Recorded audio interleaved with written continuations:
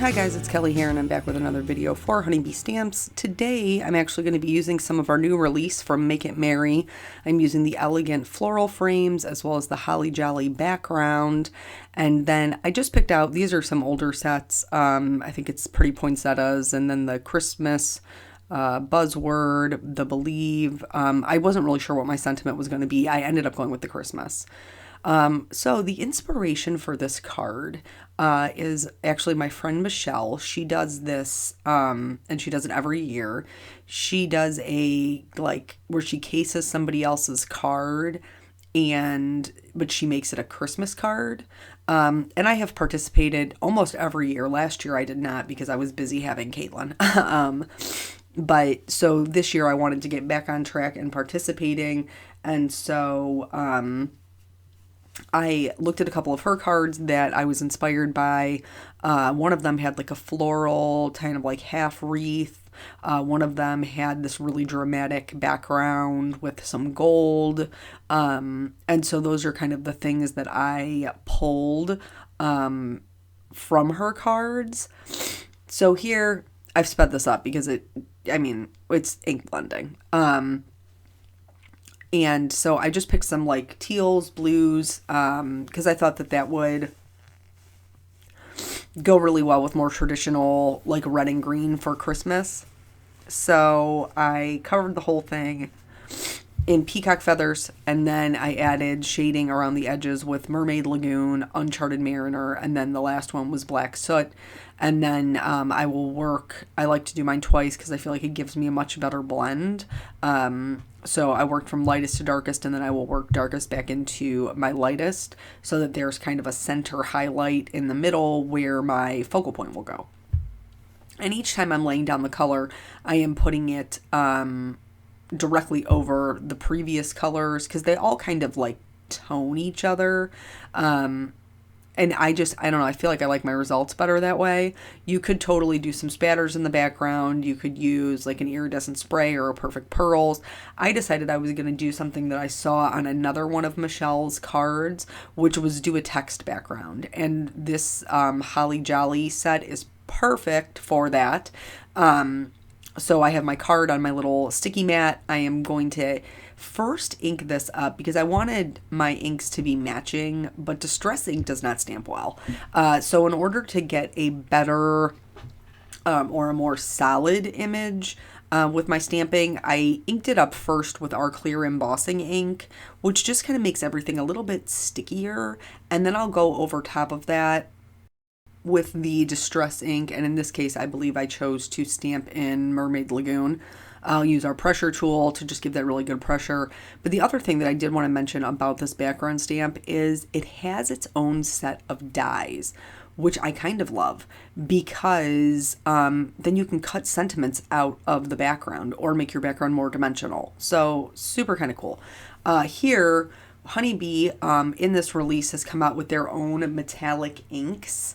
So they have a couple of pigment inks. They have a gold, a silver, and a white. And so since I had picked the card of Michelle's that had the gold accents, I was like, perfect time to try out this new ink pad. It is a pigment ink, so you either need to heat set it or you need to set it with an embossing powder. So I'm just going to add some clear embossing powder right over the top of mine to set it. I always have my heat gun kind of heating up off screen so that way I get minimal warping to my paper. Not that it really matters this time around because I'm going to be cutting this out with my die cuts.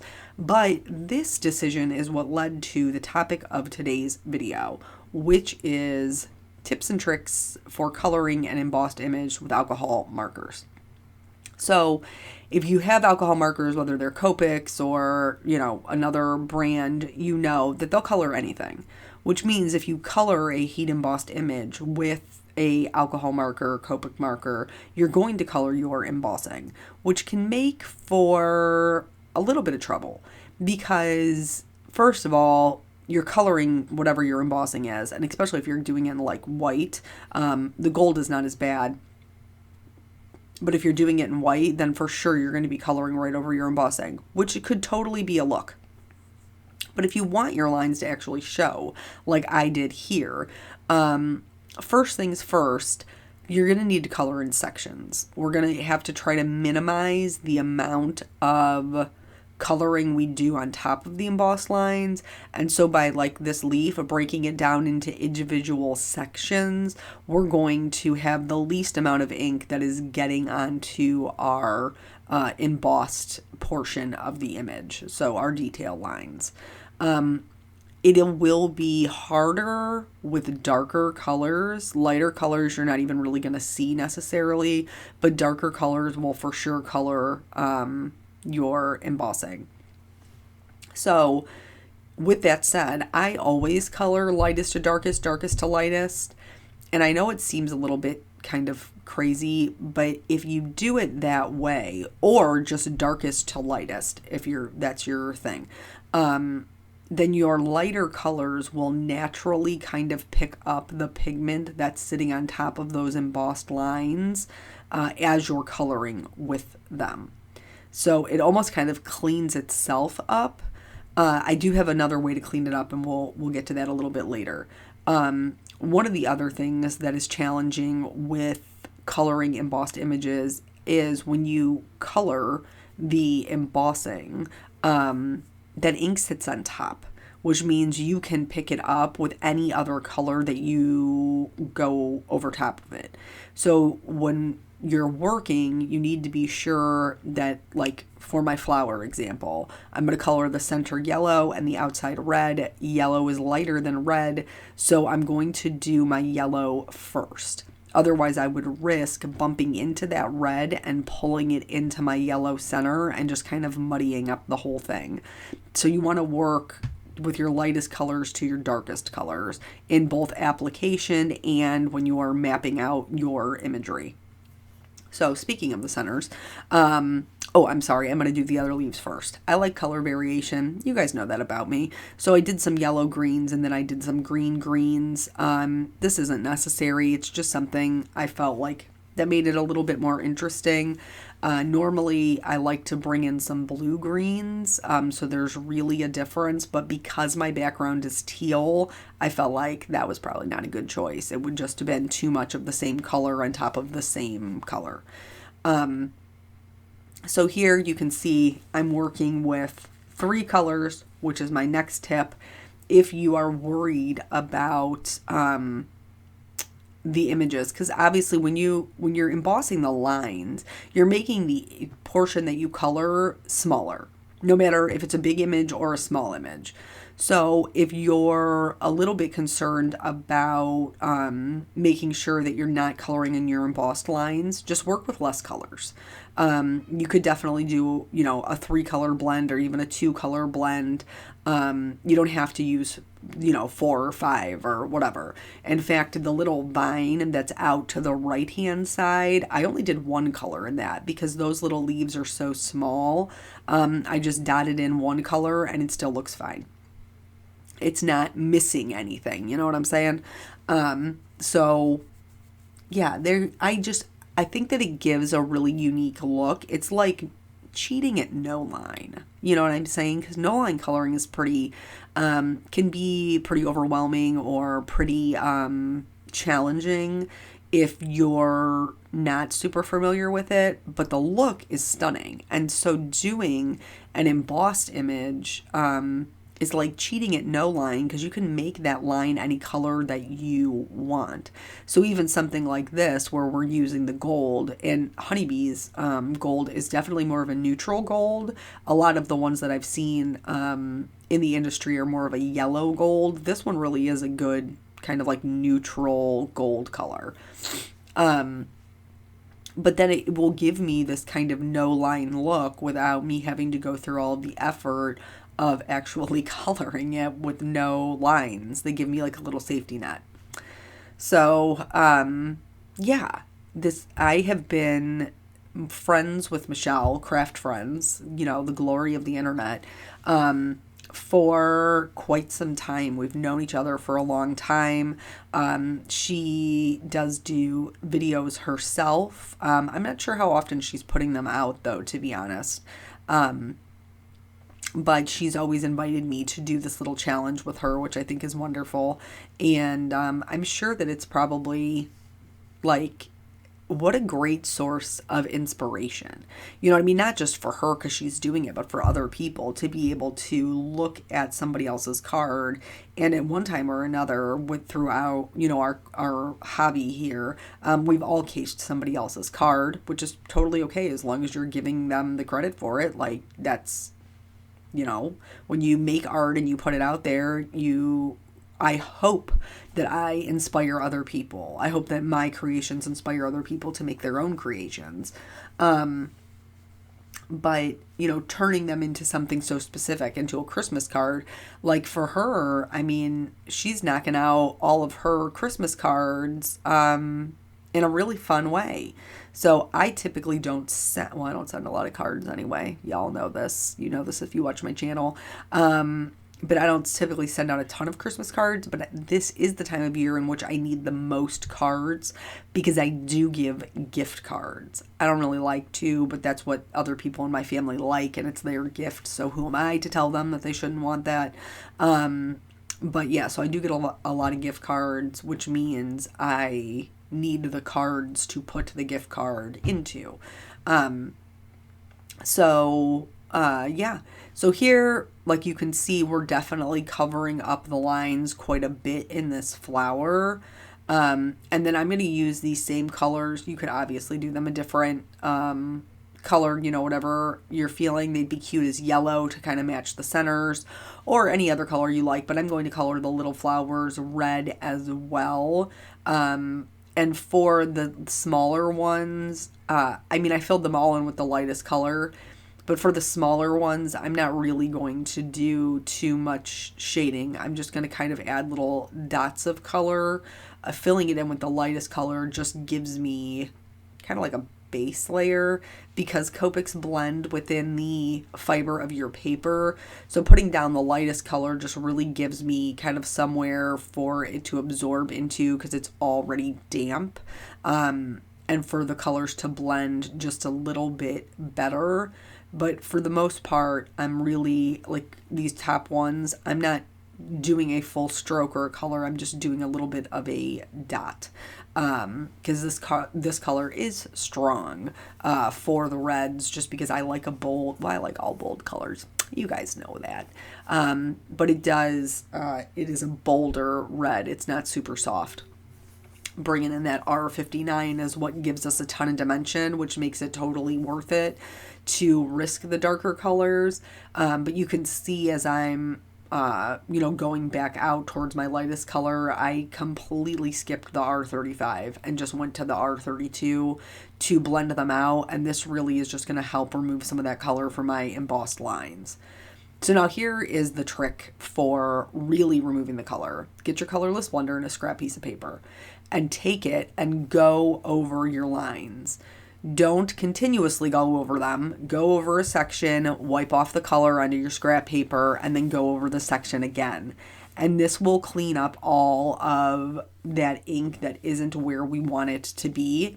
And you can see for sure with this flower, like all of a sudden those detail lines are popping through where before they were completely in shadow because we'd colored right over top of them. You want to work in sections that are the same color. So like I went in and did all my red first, scribbled my 0 marker out until it was clean, and then went and did the green. The risk to this is that you may pick up some pigment and push it outside of your image because it is sitting right on top. When that happens, I just use the same colorless blender. I make sure it's clean before I go into the paper. And then I just use that to clean up any ink that got where I didn't want it to be. But this is a really kind of quick and painless way to remove that ink so you still maintain the lines of your image. But you're not, it's not super tedious and it doesn't take forever. You can just go in, like here I'm going in with the greens. I'm just going to scoop right over top of them. And then the same thing for all these little tiny guys. Right over top, swoop it once, scribble it off, swoop it once, scribble it off. And it goes by really quickly. but just be aware that you do need to be cleaning off your marker in between. That's something that's super important. So here, these dies are brilliant, absolutely brilliant. So you can cut them out as a whole, like an ornament, or you can cut out the inside like a frame. Like, talk about versatile uses, which you guys know I'm totally here for. So I will be using them as an ornament at some point, but for this one, in order to match Michelle's card, I will be cutting them out as a frame. So I got the outside set up, and then I'm going to take this inside piece, line that up, and cut that out. And then here's where we're at. I picked the Christmas buzzword. I thought that made the most sense for the layout that I had going on. And now I don't like the white outline. This isn't a secret on my channel. And I think that it's okay to not be the biggest fan.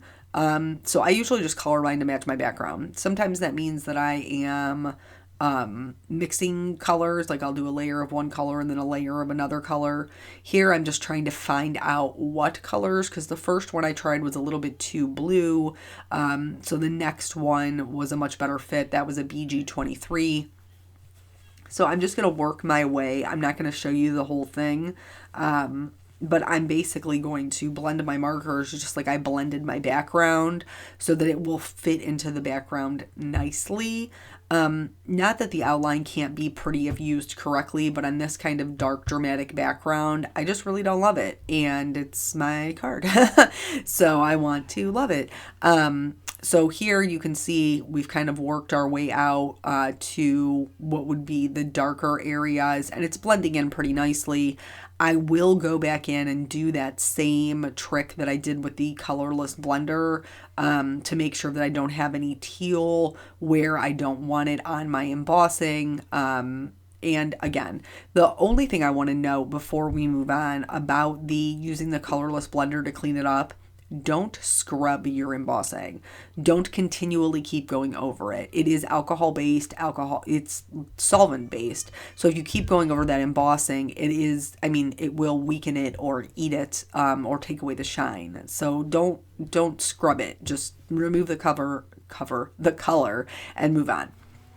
So here I'm going to use the same gold color to emboss my sentiments. I'm treating this with my anti-static tool, and then I'm gonna stamp them down. I did stamp them twice just to make sure that I was getting a good impression. I stamped most everything twice, quite honestly, probably because I came from a generation that only had acrylic blocks, so you only got like one shot at it. And now that I have a Misty and I can stamp it multiple times, I like to do that, so I do. You do whatever works. You do you, boo. Whatever works for you. So I am stamping that. You could totally pair this with I'm going to use clear again, but you could pair this with a gold embossing powder, and just really it would just really make sure your gold is super solid, because you would have the gold in the background as well as the gold in the embossing powder. But this totally worked fine for me, and I wanted it to match what was already on my card. So I'm going to stamp that out. I'm going to run this through. I trimmed the labels with just my paper cutter, but I'm going to use the little V cutter here to cut out my Christmas. Love these little tabletop ones. So handy, especially for filming. And that will cut out my Christmas so that I can get it on my card. I did decide I didn't necessarily pull a picture from it, but Michelle loves her a kind of center design. And so that is what I am going to do. So I trimmed off my edges. She also really likes what do you call it? Where you have multiple layers, like the panels. There's a word for it, but I don't know what it is. In order to make sure I don't have just a white edge peeking through, I just went back in. I think I used either Black Soot or Uncharted Marin or one of the darker colors, and just went around the edges to kind of color them in so I wouldn't have a white edge. And then I am going to use the gold. This one, so what did I cut the teal one to? I cut it to 3 3/4 by 5.5. So this one is cut to 4 by 5.5. Just so I could have multiple layers of cardstock that would kind of show through. And so, again, same process. I just smeared my ink pad right down on my white cardstock. I'm going to heat set it with clear so everything matches. Nothing new to see here, folks. I really like when everything matches and nothing is competing with each other, but they're complementing each other. Which really is a great general point of view for life. Like, I don't like when we're competing. I like when we're uplifting each other. So again, just going to heat set this until it is clear and smooth, and then I will be able to start building my card.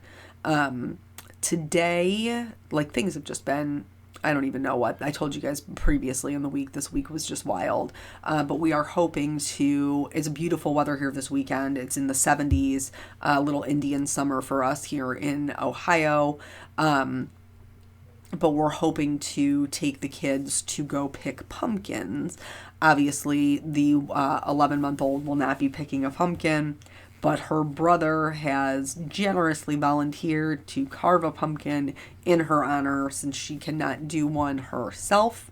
And so our school district does like family fun nights where there's a night during the week that the kids don't have homework, like, so you can spend time together as a family. And for us, that is on Monday. That is tomorrow. So we will be hopefully carving pumpkins on Monday night. So here I've built up my layers, and now I'm going to finish assembling the card. I put the little poinsettia. It's not a poinsettia. Is it? I don't think it is. It's just a flower. It's just a pretty flower. Not everything has to be a poinsettia, Kelly. So I'm going to put this frame down in the center, and then I will just kind of build up my sentiment around it. I kind of split it into two because that made the most sense to me, and I did pop this up on foam tape, even though it took me, like, it took a while. It took forever to cut all these little foam pieces. Jennifer McGuire has that great trick where you cut multiple die cuts and stack them up. That is a fantastic trick. 5 stars would recommend, but I didn't want to do that for every single one of these because I have 4 different pieces parts. So I just suffered through with the foam tape. So here I'm going to overlap them a little bit. I'll have the Merry Christmas at the bottom since that is the heavier weight. And then at the top portion we'll say, from our family to yours, Merry Christmas. And I think that filled the hole in the frame quite nicely. And then I will further use our such good, like, gem stickers and pearl stickers that have come out. So I have the holiday pearl stickers that I will be using once I get these down. The other one I really super love is the Make It Merry gem stickers. It's got like these gold iridescent and like green iridescent. I don't even know what you call them. Like when they shine in the light, they look like pinkish and reddish, even though they're yellowish and greenish. I don't know. It's amazing. Check those out. So putting this down now, just using my tweezers, and everything fits really nicely in the center. I have those nice little panels making everything matchy-matchy. Here's where we're going to pull in the pearls. I did decide to go with the more like gold-ish ones. That just made sense to me. But yeah, so hopefully we'll be able to get some pumpkins, and then we'll be able to spend it not tonight. Tonight it'll be too late by the time we get back, you know, because they have like a corn maze and all that jazz. I'm sure Peanut's going to want to do all of that. But then Monday we should be able to carve pumpkins. So that will be fun. And it won't be too early because last year we did them too early and they rotted. So yeah, that's it. I put a little bit of shimmer and then I called it a day. So thank you guys so much for joining me. I hope you learned a little something. I hope you'll go check out their new release.